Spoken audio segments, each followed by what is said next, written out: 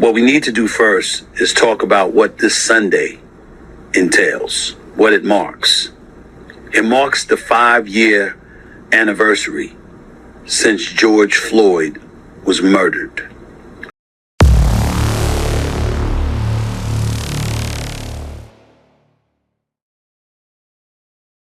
What's going on, everybody? Welcome back to Real Talk with Darius. Remember to hit that like button, subscribe, comment, share this channel, share this video.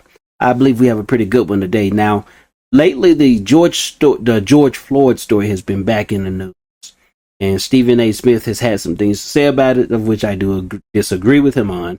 Anyway, we're going to get into it. And then I'm going to have a couple of other clips that neither one has received public airtime, at least as to date. And today is May 26, 2025, Memorial Day. By the way, let me give a shout out to our servicemen and women that are currently living, but also I share my love and condolences for those who have sacrificed sacrificed their lives for us to enjoy the privileges we as Americans get to enjoy. So thank you to the family members. Thank you to the slain, those who sacrificed their lives, and thank you to those who are still serving in military. I also have family who has served in the armed forces. Some of them probably still do. I'm not 100% sure, but thank you all, and I pray God's best for you. I pray God's peace for you, especially those of you who are alive and you're challenged with PTSD and things of that nature. I pray God's best for you in Jesus' name. Now, let me go ahead and get to the video. What we need to do first is talk about what this Sunday entails, what it marks.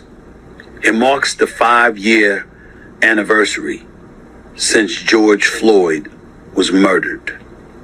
If you remember, George Floyd, an unarmed black man, was killed by a white police officer in Minneapolis, Minnesota, in 2020, May 25th, 2020 to be exact. The officer, Derek Chauvin, would eventually be found guilty on charges of murder and manslaughter and sentenced to more than 20 years in prison. I think that on a day like today, a subject that needs to be broached is not about George Floyd specifically, because we know he was murdered. Anytime an officer keeps his knee on an individual's neck for more than 9 minutes, that's murder. We're not debating that, no matter how much the Ben Shapiros of the world and others who have talked to me about it, and I respect their opinions, but we'd have to respectfully disagree. That was murder. That's the way that I look at it, plain and simple. And I'm not deviating from that thought process one iota. Having said that, that's not the...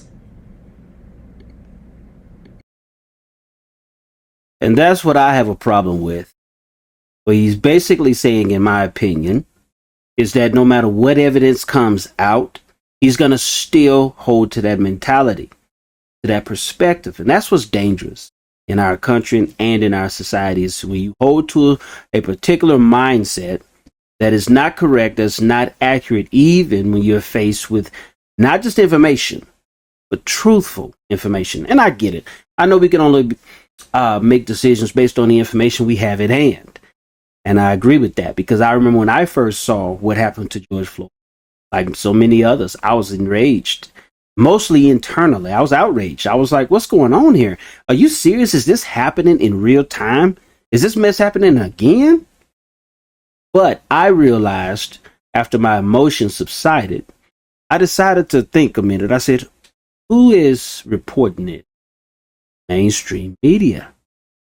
I said, oh, let me make sure there's no evidence otherwise that would depict to us or show us that what we're seeing is not a lie or a fabrication or just one particular narrative or perspective they want us to see. And lo and behold, my suspicions were correct. But I'll let Stephen A. finish what he has to say here. And like I said, I have a couple of other images, a couple of other videos, a couple of other stories I want to share with you. This may or may not be a long video, but regardless, I hope you take the time to watch it, because I'm just making a very crucial point at the disparities of what's being reported and was not.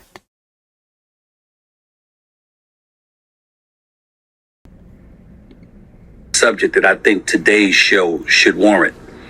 I think that the question that should be asked is, if you're an adult in the United States of America, considering the increased focus that existed in 2020 on issues of race and racial inequality, and whether or not that was really going to lead to changes that would improve the lives of Black Americans in this country.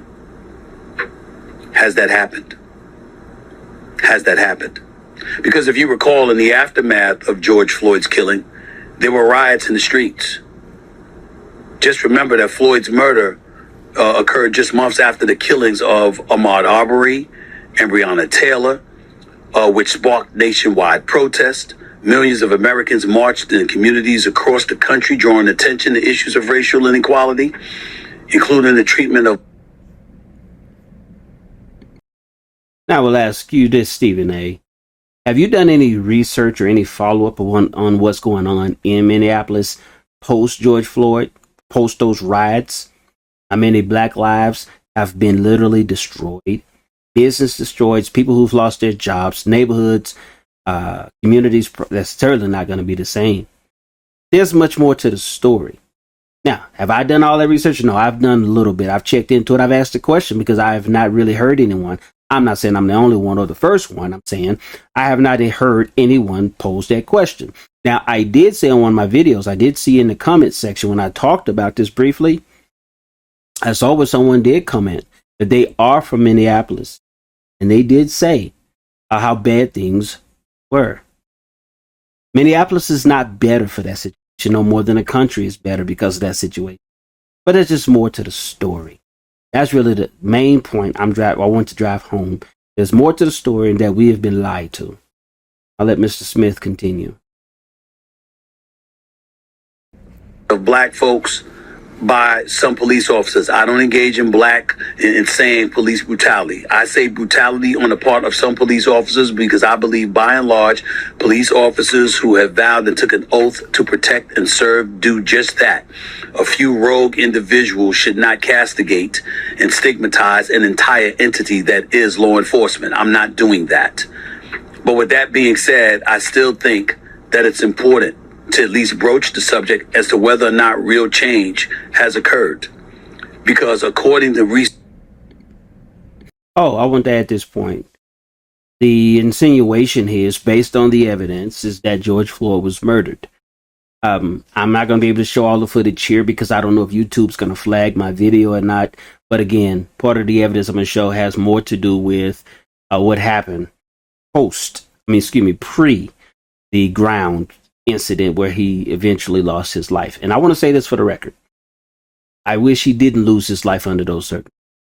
I know this would not be a story if he was still alive and he gotten up because for various reasons. But since he passed, I believe a lot of people jumped on the bandwagon and used his tragedy, used his tragic situation to benefit themselves and to benefit themselves based on a certain narrative. Recent polls, 52% of U.S. adults said the increased focus on issues of race and racial inequality would lead to changes that would improve the lives of Black Americans. 46% said it would not. That was in September of 2020. If we look at it now, in February of 2025, according to polls that I'm looking at, 72% said it didn't lead to changes at all. Didn't lead to changes at all. And when we look at that 72%, they say the increased focus on race and racial inequality after George Floyd's killing didn't lead to improvement of lives of Black Americans in this country. The share of Americans who express support for the Black Lives Matter movement stands at 52% today, a drop of 15% compared to what it was in June of 2020. This is according to the Pew Research Center. Commitment to diversity, equity, and inclusion has also declined. Companies have pulled back on DEI initiatives, and workers' views of them have grown to be more negative. We see that particularly since the Trump administration came into play. Now, me personally, I've been one who has been diametrically opposed to DEI being associated with black Americans in this country, considering the fact that white women have been the biggest beneficiaries of DEI, according to numerous statistics. Just as was the case with white women being the biggest benefactors, or the beneficiaries rather, of affirmative action. I get tired of black folks being seen as beneficiaries to something someone white has benefited from more. So I thought it was important to point that out. But nevertheless, the negative connotations still get associated and connotated with black people. And so that's something that we have to look at moving forward. 49% expressed doubt that black people will ever have equal rights with white Americans, even though that's up from 39%. I said that is up from 39% in 2020. So in 2020, 39% doubted that blacks would ever have equal rights compared to white folks. And now that number has increased to 49%, again, according to the Pew Research Center. So all of these things are things to pay attention to. And the thing that alarms me personally is that Black Lives Matter certainly has brought some scrutiny. The leaders of the movement itself brought some scrutiny upon themselves in terms of how they were handling finances and things of that nature. We don't need to get into that today. And they gave folks on the right an opportunity to come at them to really question their validity, their intent, their agenda. And well, you're right, they gave the right side, if you will, content to talk about, because it was true. I mean, what you're saying, Stephen A., is this. The left showed their card. They showed their hand. They showed their cards. Showed their hand of what they was about. And just like you would use it to your advantage if you was competing in a sport, for example, since you are a sports announcer or a sportscaster, I'm not trying to mess up what I know what he is. I think he's a sports announcer. But anyway, he's definitely the most well-known in his industry. You know that you exploit your enemy's weakness. And so, politically speaking, the right and left are enemies. Many times, at least they appear to be. And if they're telling you what they're doing, and we know it's wrong for American people, on the right side, you are supposed to point that out. Just like Stephen A. just pointed out what he believes to be, even if he's wrong, he believes to be was a killing of a black man at the hands of a cops, rather than what it really appears to have been when you do more research. When you do more research, which he did not do. Or, I don't know if Stephen A. seen this video that I'm going to show y'all here shortly, or at least seen the video. I'm only going to show a small portion of it, probably 5-10 minutes of it.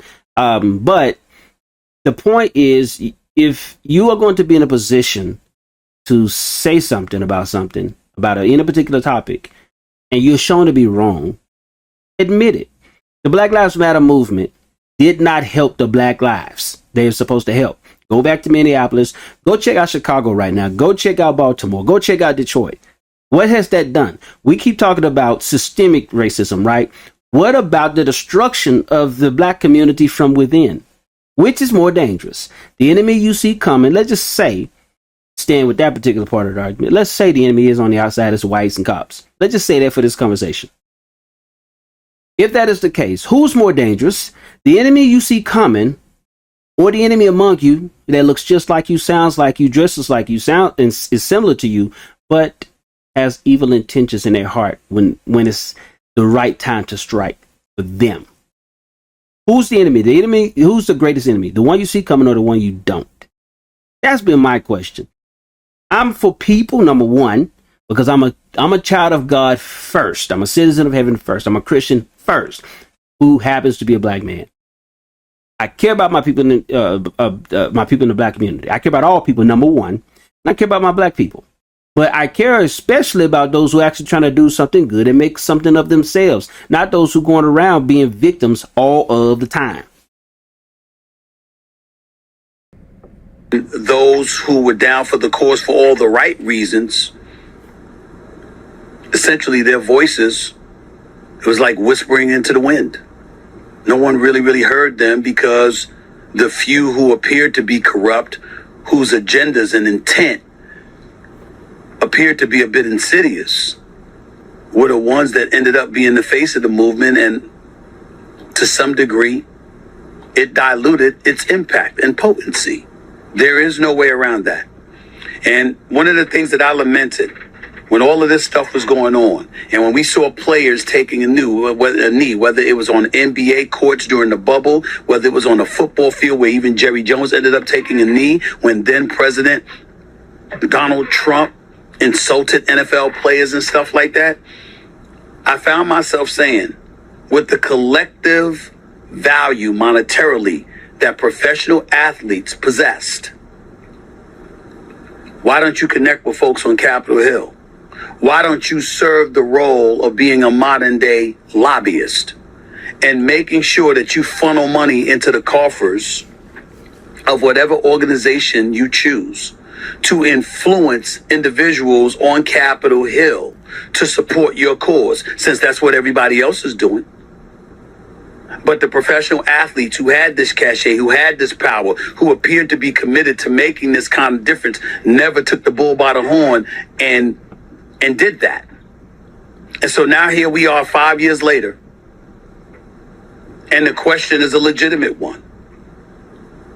What do the riots, what do the protests, what do these kind of things have to show? I agree 100% on that part. He and I agree on that. All those celebrities, by the way, there's messages for them too.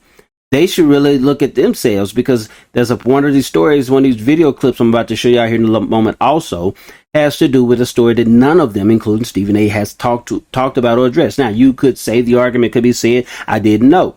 What I do know about many in powerful positions, celebrities wise, politically speaking, also, they do not come out talking about the crime that goes on with Black Americans, how we are taking out our own as a whole. I'm talking about how we're taking out our own. We sell drugs to our own. We commit violence to our own. And then we want to whine and complain. And people want to be quiet. They don't want to say anything about that. They don't want to point out that we're hurting ourselves. Again, who's the most dangerous enemy? The enemy within or the enemy without? And so I didn't see any t-shirts made, any names being called, or GoFundMe being set up for Black Americans who were killed during these riots, harmed, who lost their businesses, who lost their jobs, and whatever else could have happened there. You don't hear anything about that. But we want to talk about George Floyd all the time. Mm-hmm. And so Stephen A's trying to hold accountable the people who got out, like the LeBron Jameses of the world. I'm going to use his name. And some other celebrities who came out, Black Lives Matter all over the place, bowing the knee for this one guy who is not a benefit to society, by the way. I hate this. I hate seeing lost souls. Everybody's redeemable if they allow themselves to be. But then again, you jump on a bandwagon for something like that because that's what you see. But when I see a 14-year-old little girl who's playing in her neighborhood getting shot by a drive-by, nothing. No, just crickets. Crickets. We should be ashamed of ourselves as a community. Show me any other communities doing this. White, Caucasian, Indian, Asian, African. Well, Africans, they're doing it in their countries. This is interesting. A lot of Africans, but it's not just that. There's some whites killing whites too. You just don't see it on TV. You don't hear them destroying their communities either. Asians, you don't hear them destroying their communities. Indians, you don't hear them destroying their communities. Mexicans or Spanish, you don't hear them destroying their communities or other people's communities. But you got black folk behaving in a way they don't want to be treated like. Come on, y'all. Come on.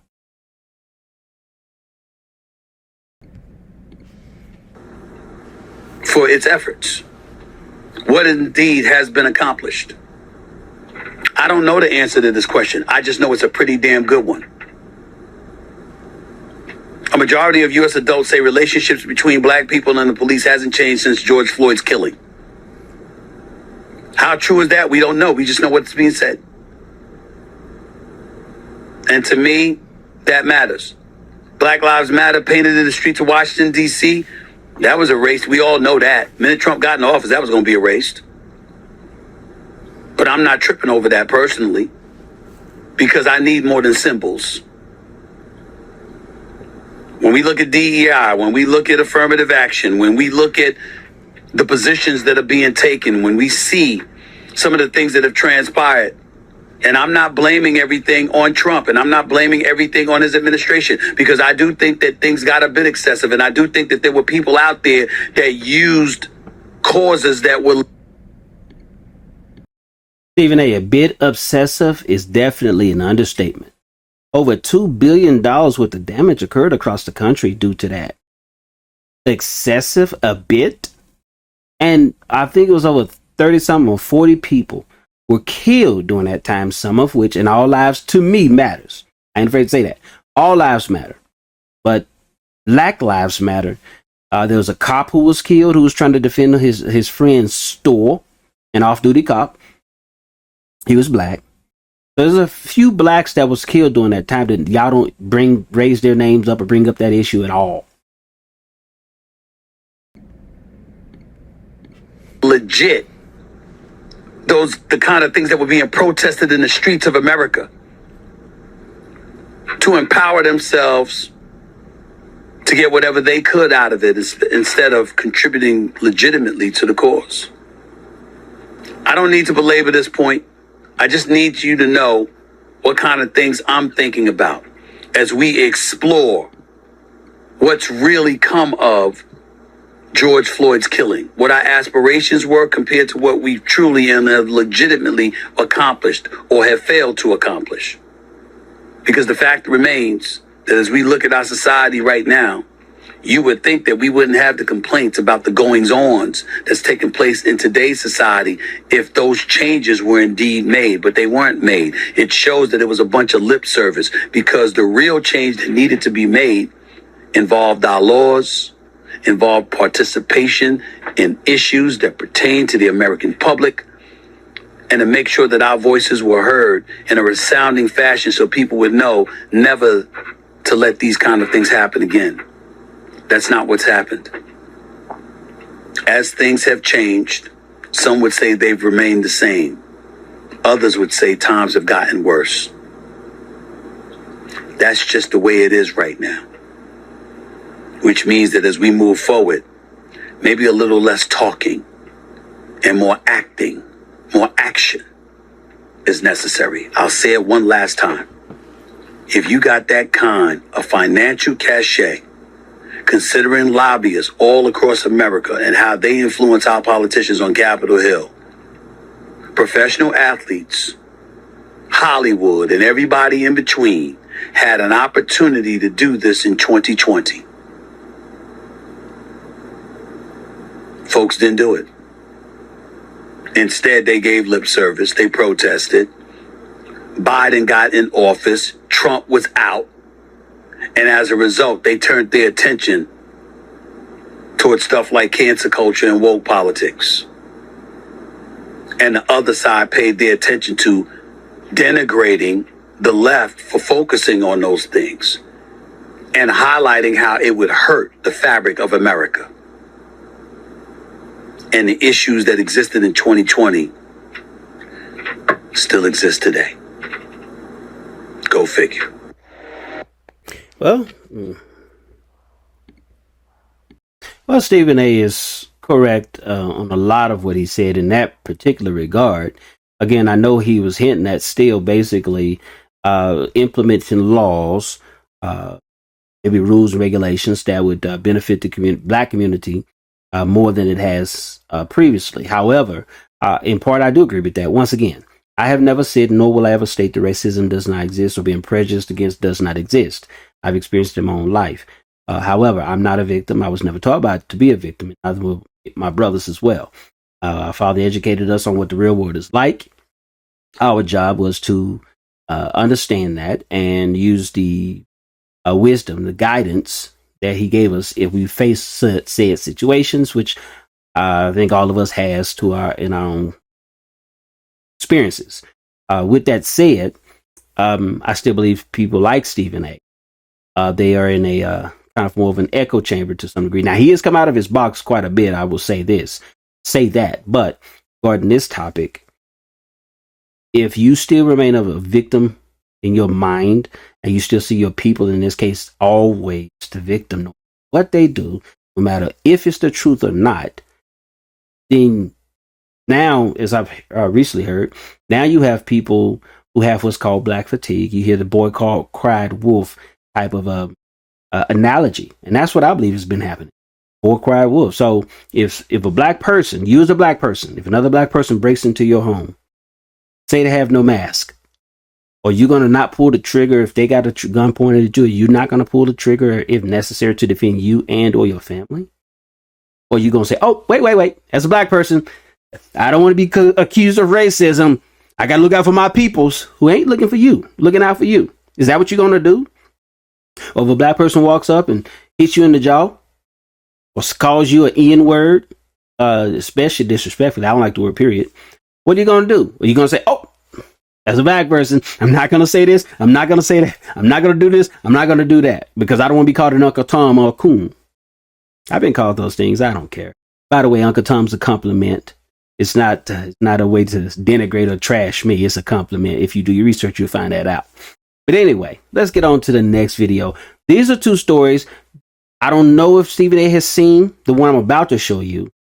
I don't know if he's seen either one of them. I'm going to say it that way. I know that he has not reported on them and others like him. I know other black celebrities and very powerful people has not said anything. And I certainly know the mainstream media has not shared this with you because they don't want you to think for yourself. They want to show you what to think. They want to tell you what to think. As we heard on a live mic on the Morning Joe and Mika news show, she said it, and I'm paraphrasing a little bit. I don't want because I'm misquoted. She said, we are supposed to tell people what to think or what to. Yeah, we're supposed to tell people what to think. That's our job. That's what she said. You can find it. If it's still on YouTube, you can find that video if you're interested. I believe I even posted it on my channel somewhere. So last year or something like that. But anyway, without further ado, let's get to the next video. Now, I want to say this real quick, too. This is probably, like I said, I may show 5 to 10 minutes of it. This is a video, a documentary called The Fall of Minneapolis, which was reported by a famous journalist or a well-known journalist in Minneapolis. Her name is Liz Collin. You can look her up and look up this video in its entirety. I encourage you to, if you're honest and you want truth, or at least you want to see, was there more to the George Floyd story?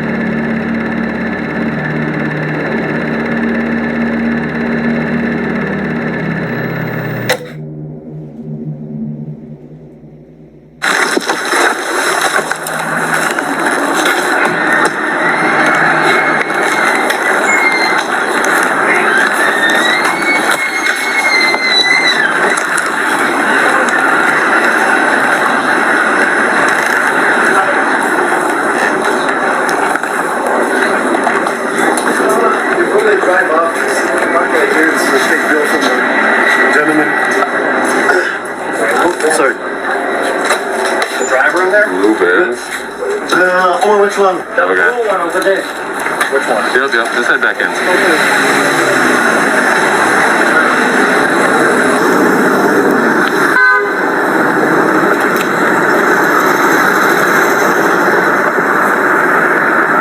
They're moving around a lot.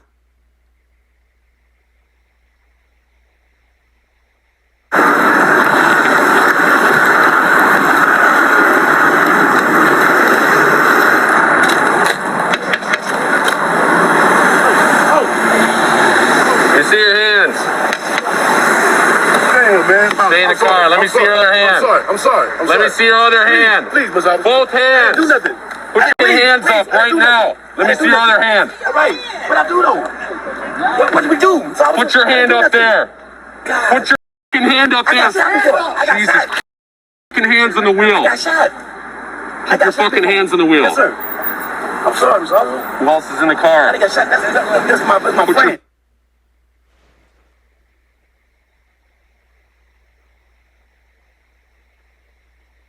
your back I'm in. sorry, Miss Officer. I'm so sorry. God dang, man. Man, I got shot the same way, Miss Officer, before. Okay, well, when I say let me see your hands, you put your hands up. Man, I'm so sorry, Miss Officer. You got them? Man, dang, man. Put your hands on top of your head. Man, Miss Officer. The last time I got shot like that, Miss Officer. Hands on top of your head. Hands on top of your head. Step out of the vehicle and step away from me, all right? Sir, man. Step out and face away. Step out and face Okay, away. Miss Officer, please don't shoot me. Please, man. I'm not gonna shoot you. Please. Step out and face No, away. I'm gonna get out of eye, man. Please don't shoot me, man. I'm not shooting you, man. Please, man. I just lost my mom, man. Taking-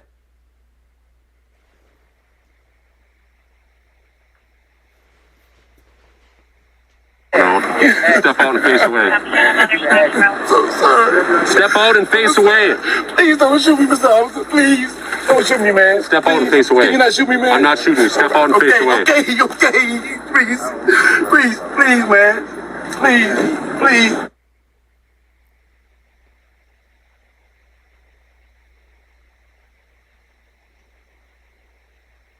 I didn't know, man. Get out of the car. I didn't know, Mr. Officer. I didn't know.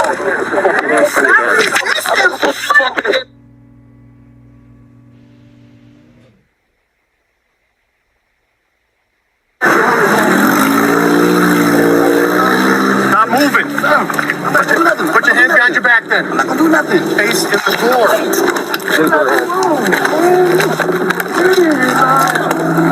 Hey, you come back. Stay in the car.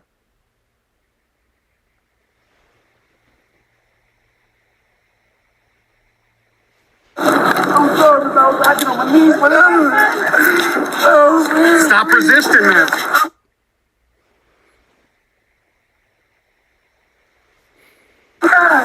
Yes, you are.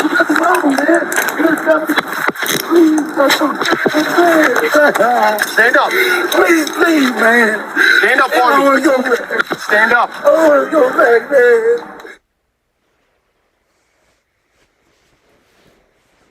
I ain't gonna do nothing that's wrong, man. Come on, walk with me. This is like Walk with me. Walk with me. my feet, man. God damn, man. Stand up. Why you doing me like that? Stand up. God damn. Come on. Man. I just want to stop through the We're trying to get out of the street here so you don't get hit by a car. That's it, man. I'm just looking, man. What did I get in the room? That's all I was saying. Take a seat. Sit down for me. Thank you, man. Thank you, Mr. Yeah, Officer. sit down. Thank you, man. God. Sit all the way down. Yes, Flat your sir. feet out. Yes, sir. I will. Please, man. Please, man. You got an ID on you? I got one of them. All right, what's your name? George. George? George Perry Floyd. I don't know what's going on. Man, that's it. Spell it for me. G-E-O. Yep. R-G-E. Last name? Floyd. Yeah, man. F-L-O-I-D. F-L-O-Y-D? Yes. Date of birth? And last time I got October 14th. October 14th? 73. Man, I got shot last time. Same way, man.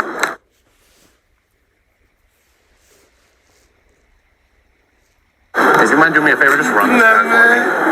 for me. George Floyd. Thank you. Man, he was looking at officer. I don't want no problem. I ain't even do nothing. Man, you know why we're here? Why? We're here because it sounds like you gave a fake bill to the individuals in there. Yeah. You understand that? Yes. And do you know why we pulled you out of the car? Because you was not listening to anything we told you. Right. I didn't know what was going on. You listen to us and we will tell you what's going on, all right? When you're moving around like that, that makes us think way more is going on than we need to know. Right. And that's all I had was officer. Gotcha, all right. We're gonna put you in the back of a squad, all right? Can I talk to you? Yeah, we're gonna sort all this out, all right? Please, man. Is that your car key? It's my sister. Key fob right there? Yes, sir. Man, I got one problem. Yeah, I'm gonna hold on to that for you, all right? Stand up. Please, man. All right. Can I give you? Because I was so messing with you. I was like right now. I'm like, what's going on? Yeah, and look at you still able to reach your side. You're making me nervous. That's why I was feeling. Look at my wrist. Look at it. Yeah, I got you. We'll fix all that. We'll fix all that, but you gotta walk with me. Ouchie, man. Are you on something right now? No, nothing. Because you acting a little erratic.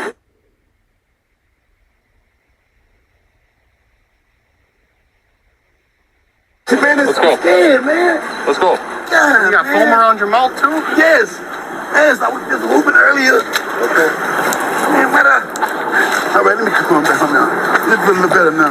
All right, okay. Officer, you do me one favor, man. And we gonna talk about that once we get to the car. Stop moving around. Man. Oh, man. God, don't leave me, man. Please, man, don't leave me, man. Oh, please don't leave me, man. Just unlock the door for me. I just beat it thing. Hey. Stand up. Stop falling down. I'm claustrophobic, man. Stand up. I'm claustrophobic. Stay on your feet and face the car door. Please, man. Please. No. Please. Not yet. Keep the door open. Keep the door I open. want to talk to you, No. man. Please, let me talk to you. Man, you ain't listening to nothing we're saying, so we're not gonna listen to nothing you're saying. I'm claustrophobic. Face the door. Please, man. I'm claustrophobic. I hear you, but you are gonna face this door right now. Listen up. Stop. I don't know anything. I don't know anything y'all telling me, man. I'm not an exister, man. I'm not. You can ask him. They know me, you know. God, man, I'm gonna do anything like this, y'all. Why is it going on like this? Look at my wrist, Mr. Officer. I'm not that kind of guy. Sit still. Stop, I'm not that kind of guy. Please. I'm not that kind of guy, Mr. Officer. Please. God. Please.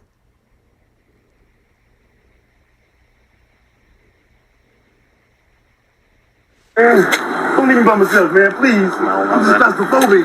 That's it. Got anything sharp on you? I won't do nothing to hurt y'all. Do you have anything sharp on you? Sir. Not even like a comb or nothing? No, I don't have nothing.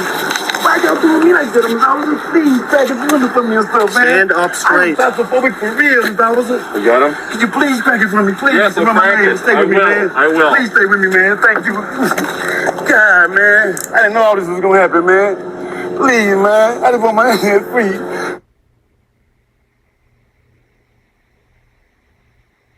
I don't do nothing to y'all, man. Nothing. Here, you get that inside in And the I pocket real understand. quick on your side? I'm listening. And I understand that people do stuff and y'all don't know me. Take a seat. Okay.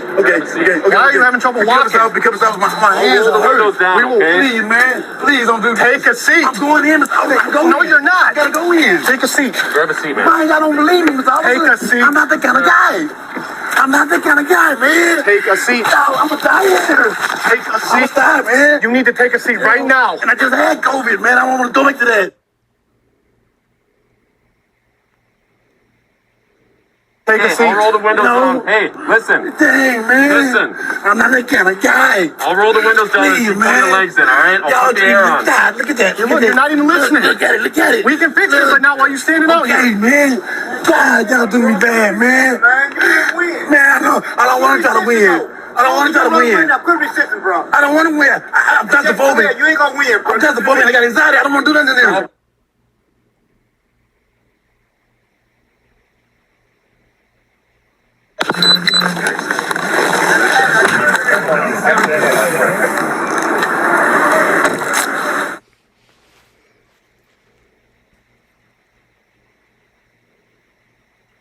You made a mistake somewhere down When I start breathing, it's going to go off on me, Get in man. there.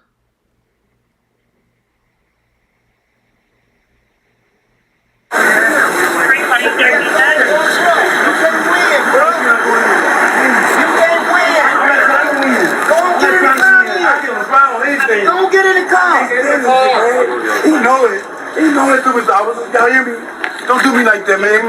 Okay, can I talk to you, please? If you get in this car, we can talk. I am claustrophobic. I'm hearing you, but you're not working with me. God, I'm claustrophobic, man. You ain't gonna read or whatever you Get in in. the car. Get in the front. Please. No, you're not getting in the front. I'm claustrophobic. Get in the car. Okay, man. Okay. I'm not a bad guy, man. Get in the car. I'm not a bad guy. Man. What's my double?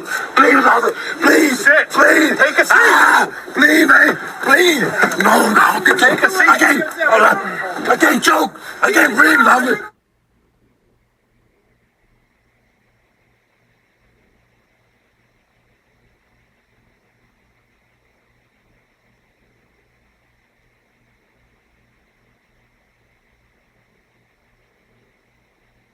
Please! Fine. My wrist, man. Please. I can't take that, man. Okay. I'm on the ground. Get in the squad. I'm on the ground.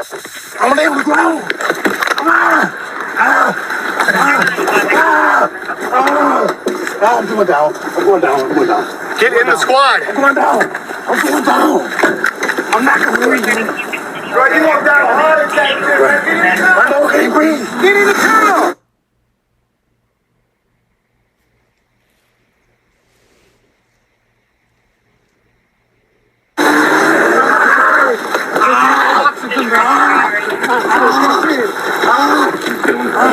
I can't COVID, man. I can't breathe.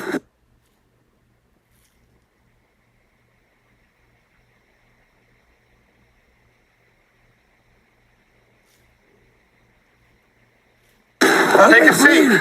Please, man. Please listen to me. Is he going to jail? Listen to me. He's under arrest right now for forgery. I tell you.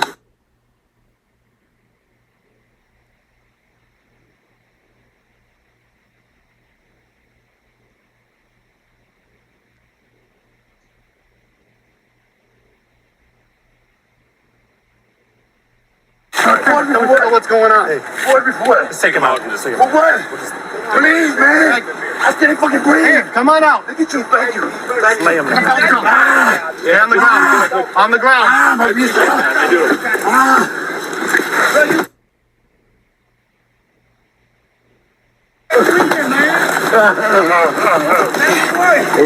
You got your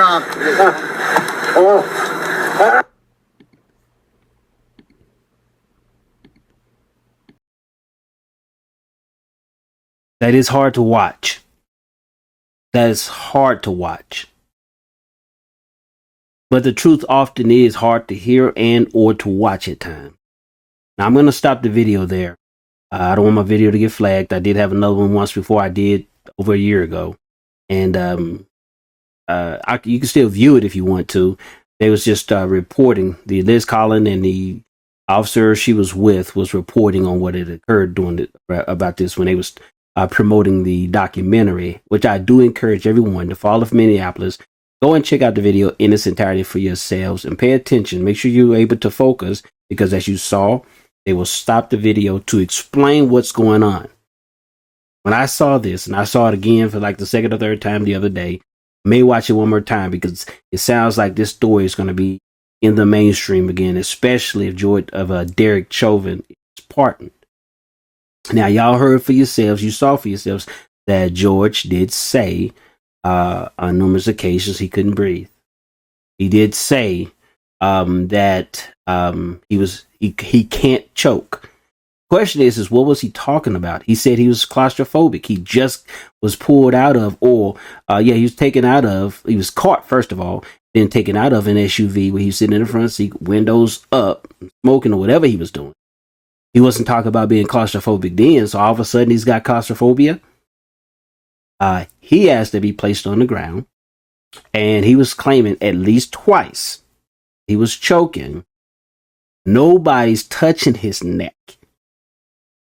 So the question is what was he in reference to? What was he talking about? Now, of course, if you still want to defend him and all that kind of stuff, you're gonna still go with the main story, and you're gonna do what you're gonna do. But for those of us who actually want the truth, I don't like being played. I don't like being lied to. I don't like being deceived. It's even worse when you know the truth is available, or at the very least, there's other information that could disprove what it is you believe today, and you refuse to hear it or watch it because you don't want to change your view. That's even worse, to reject truthful knowledge. If you watch the rest of it, and I hope you do, because it goes into the court case and all of that, then you will get more details. Now, this video is already going over 47 minutes. I hope you all are okay with that. With those of you who are interested, you will be.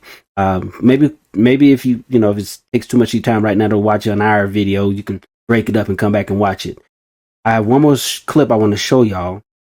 I think it's probably another 10 minutes or so. I want to put all of this together because sometimes when you break it up and people have days in between information, sometimes it's hard to pick up where you left off and actually, keep the story together. This next story is going to be about, y'all just saw what happened here. This next story is going to be, to me, even sadder because of the age of this young man who was killed. Information about both shootings in just the last 2 hours. I'm Tanika Hughes. Ben has the night off. We had a lot to get to tonight, starting with a 7-year-old shot and killed. Action News Jack. The sun hung low over Jacksonville's west side on January 24th, 2025. Commonwealth Avenue buzzed with a familiar rhythm of Friday evening. Cars rolling past, neighbors chatting on porches, children's laughter floating through the air.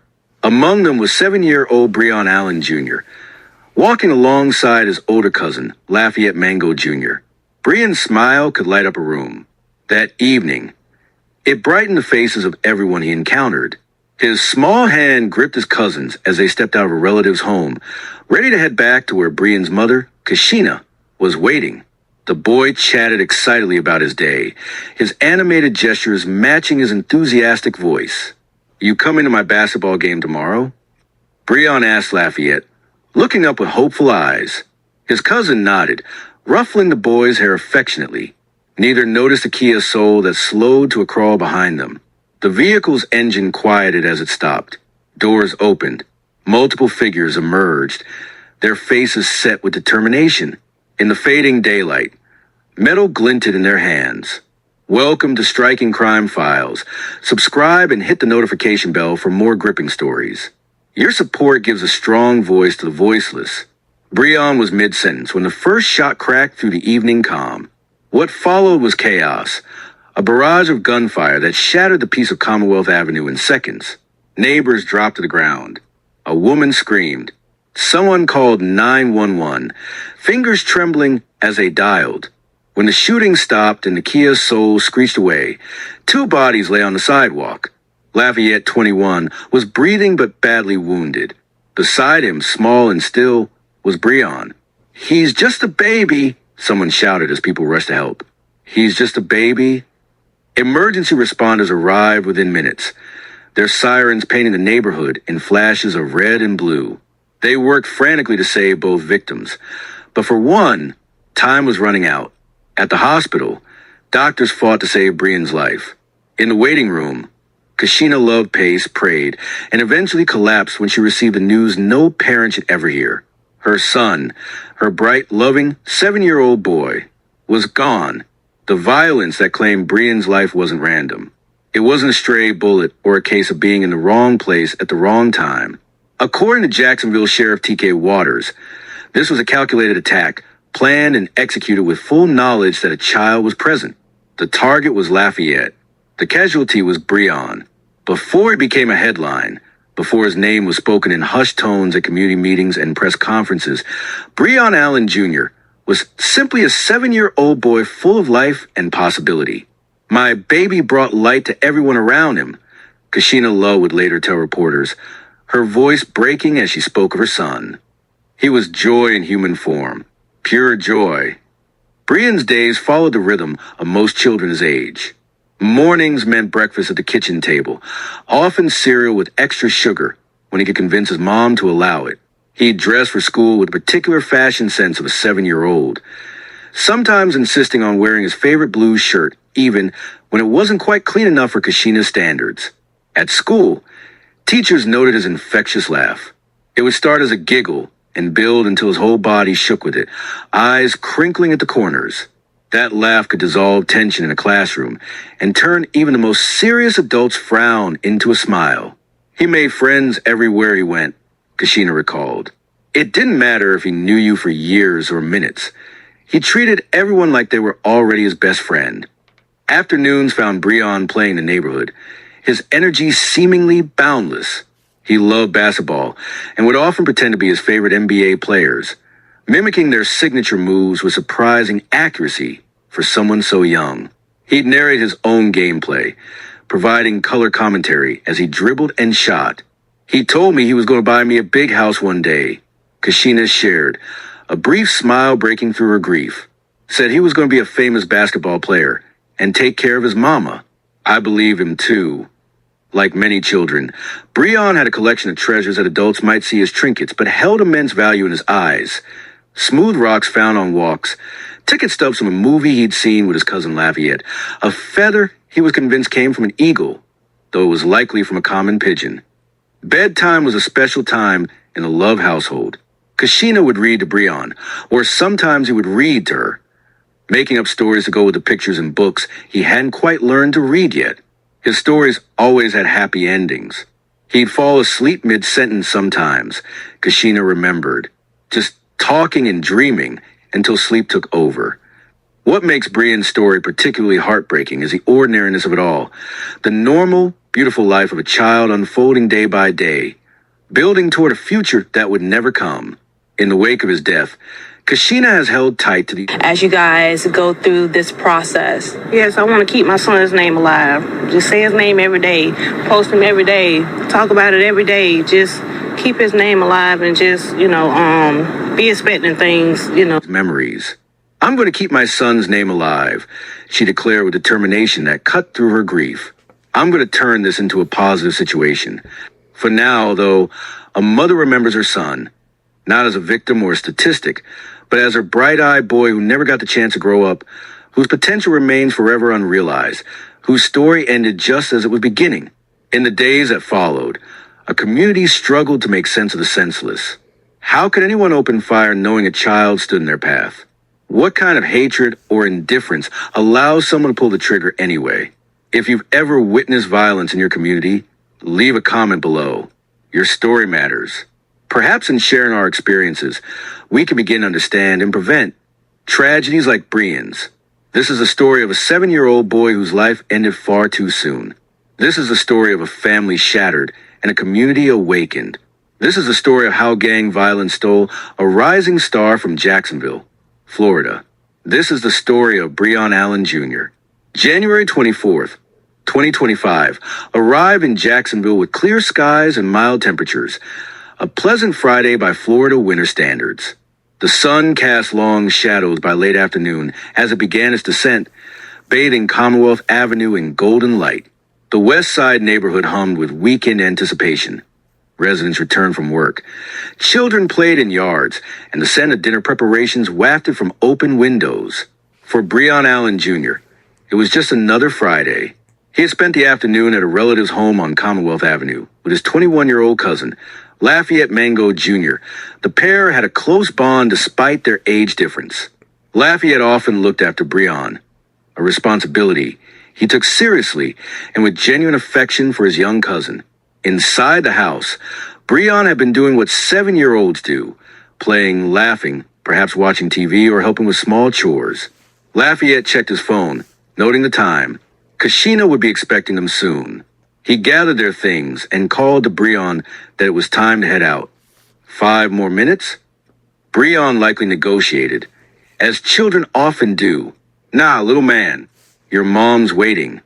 Lafayette would have responded, knowing Kashina didn't like them walking after dark.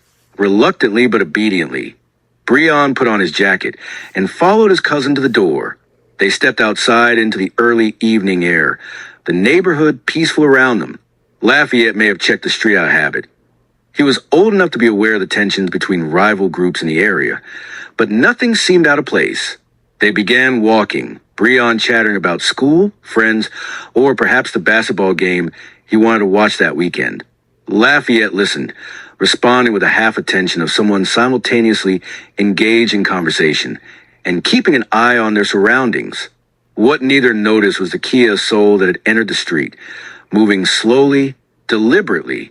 According to later police reports, the vehicle had likely been waiting nearby, its occupants receiving information about Lafayette's whereabouts.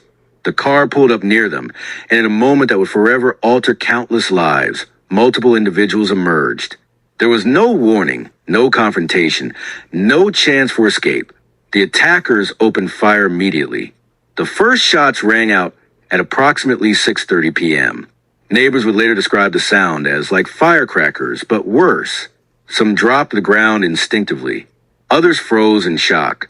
A few brave souls peered from windows or doorways, trying to comprehend the violence erupting on their street. Lafayette, perhaps sensing the danger in the split second before the first shot, may have tried to shield Breon, but the barrage was too sudden, too intense. Both were struck multiple times. Lafayette fell, seriously wounded but still alive. Beside him, Breon collapsed, his small body no match for the bullets that tore through it. As quickly as they had arrived, the attackers returned to the Kia Soul and fled the scene, leaving chaos in their wake. Neighbors rushed from their homes. Someone called 911, their voice shaking as they reported shots fired, 2 people down, one just a little boy. Another resident, with military experience, attempted to administer first aid while they waited for emergency services. "Stay with US, buddy," they urged Breon, whose eyes were open but increasingly unfocused. "Help is coming. Stay with us." Sirens wailed in the distance, growing louder as emergency vehicles raced to the scene. Paramedics arrived and immediately began life-saving measures. Both victims were quickly loaded into ambulances and rushed to the nearest trauma center. At the hospital, medical teams worked frantically to save both Lafayette and Breon. Lafayette's injuries, while serious, were survivable, but Breon's small body had sustained catastrophic damage. Despite the doctor's best efforts, the rushed surgery, the blood transfusions, the desperate attempts to repair what the bullets had destroyed, they couldn't save him. At 8:17 p.m., a doctor emerged from the operating room to deliver the news to Kashina Love, who had been called to the hospital immediately after the shooting. Her son.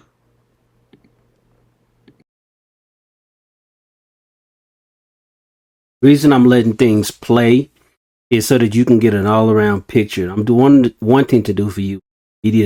Mainstream media did not do for us. And again, I'm not sure if Stephen A. or the likes of him, others are aware of this type of news reporting that happened in January. I didn't find that out, honestly, myself until the beginning of May 2025. But it was tragic, and I was appalled at how we talk about the George Floyds and we talk about Carmelo Anthony's situation, but we don't talk about this and so many other situations. We don't talk about things like this. That's why I'm totally convinced that with the media blackout of certain information and the media reporting on other information is intentional to divide us amongst each other, so we won't be focused on who our true enemies are. Now, again, I'm not saying we're warranted that these situations don't need to be covered and that they don't need to be addressed when you talk about whites and blacks or cops doing things they shouldn't be doing to people, black people. However, black people shouldn't be doing this to black people either. Her 7-year-old boy with a bright future and a brighter smile was gone. In that moment, as Kashina's anguished cries echoed to the hospital corridor, the true cause of gang violence was laid bare. Not in statistics or headlines, but in a mother's shattered heart. The Jacksonville Sheriff's Office responded to the shooting with immediate and overwhelming force. Within minutes of the first 911 call, patrol cars flooded Commonwealth Avenue, securing the scene while detectives began the painstaking process of collecting evidence and interviewing witnesses. Sheriff T.K. Waters personally took charge of the investigation, recognizing that the murder of a 7-year-old child demanded the department's full resources and attention. Good afternoon. I'm Sheriff T.K. Waters, and today, along with members of JSO's homicide unit, I announce the arrests of Keith Johnson, Donnell Larkins, Gerard Sykes, and Keith Fields for the January 24th shooting that tragically ended the young life of 7-year-old Breon Allen Jr. That shooting also seriously injured Lafayette Mango. The detectives standing with me have worked tirelessly to build the cases that have led to these arrests. At a press conference the day after the shooting, his anger was evident as he addressed the media. This was not random, Sheriff Waters stated firmly. This was a targeted, planned act. The perpetrators knew a child was present, and they proceeded anyway. This level of disregard for human life will not stand in our city. The investigation moved with remarkable speed. Detectives worked around the clock, following leads, reviewing surveillance footage from nearby businesses, and developing a network of informants within the community. Their efforts quickly narrowed the focus to members of a local gang that had an ongoing feud with associates of Lafayette Mango Jr. Within 2 weeks, the first arrests were made. Keith Fields, just 18 years old, was taken into custody at his grandmother's home. Fields, already a documented gang member despite his youth, had dropped out of high school the previous year. According to police, he was one of the shooters who emerged from a Kia Soul that fateful evening. Days later, 20-year-old Daniel Larkins was arrested following a traffic stop. Larkins had a record of minor offenses dating back to his early teens, with increasingly serious charges in recent years. Investigators identified him as another of the shooters. The third arrest came when 21-year-old Keith Johnson turned himself in after learning that police were searching for him. Johnson, with gang tattoos visible on his neck and hands, had been in and out of juvenile detention throughout his teenage years. The final suspect, 24-year-old Zared Sykes, was apprehended at a relative's apartment. As the oldest of the group, Sykes had the longest criminal record and was believed to be a higher-ranking member of the gang. According to police, he was the driver of the Kia Soul and likely the one who organized the attack. All 4 men were charged with second-degree murder in the death of Breon Allen Jr., conspiracy to commit murder, and attempted first-degree murder for the shooting of Lafayette Mango Jr. If convicted, they face potential life sentences. At a press conference announcing the arrests, Sheriff Waters revealed more details about the investigation's findings. Our investigation has determined that Lafayette Mango Jr. was the intended target of the shooting, he explained. Breon Allen Jr. was tragically caught in the crossfire of a gang conflict that had nothing to do with him. What makes this case particularly disturbing is that the suspects were aware a child was present but proceeded with their attack regardless. Waters went on to connect the shooting to a pattern of retaliatory violence between rival gangs in Jacksonville's West Side. This murder was not an isolated incident, he said. It's part of an ongoing cycle of violence that continues to claim lives in our community. Despite the arrests, the investigation remains active. Sheriff Waters has indicated that more individuals were involved in planning the attack, and his department continues to pursue additional suspects. These arrests are just beginning, Waters promised. We will not rest until everyone involved in taking this child's life is brought to justice. What do you think drives young people to join gangs? Share your thoughts below.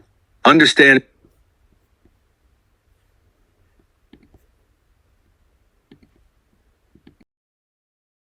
Now, I'm not sure, again, if Stephen A. or the likes of him have seen this video. Or heard this story, excuse me, not the story, the video, but the story. Because things like this happen more regularly than ever hits our news stream. Now, am I saying we should cover every single incident? No. Unfortunately, there are too many crimes taking place in our community. Forget the outside, the inside of our community. Now, I can see why people say it's police, because they represent power and authority, and they're supposed to enforce the law. I don't argue with that either. But once again, my argument is, or my position is, number one, I was always taught to be on the side of truth, whether it's convenient, popular, or not. The side of truth, not your truth, not my truth or their truth, but the truth. These issues are matters of the heart, y'all. It's not a matter of skin color. It's a matter of the heart and the mindset and the indoctrination that we receive when we're little kids, or as we grow up in our experiences. This determines what kind of person we're going to be. This young man was walking home, according to the report, with his cousin.